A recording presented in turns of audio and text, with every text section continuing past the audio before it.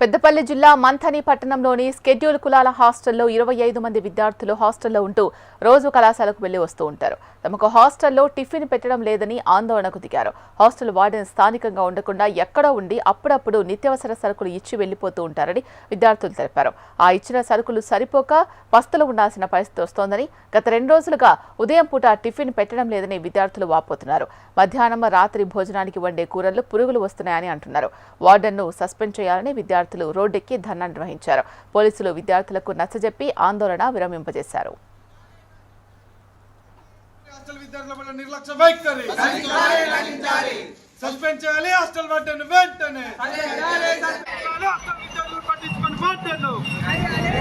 SC బాలుర వసతి గృహంలో ఉన్నటువంటి కనీస సౌకర్యాలు అలాగే టిఫిన్ పెట్టడట్లేదని చెప్పి ఈరోజు మంత్రి అంబేద్కర్ చౌరస్తాలో రాస్తారోకో నిర్వహించడం జరిగింది.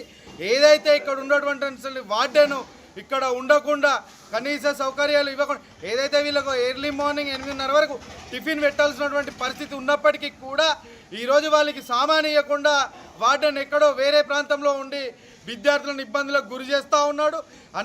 మధ్యాహ్నం అన్నం పెట్టి పంపిస్తున్నటువంటి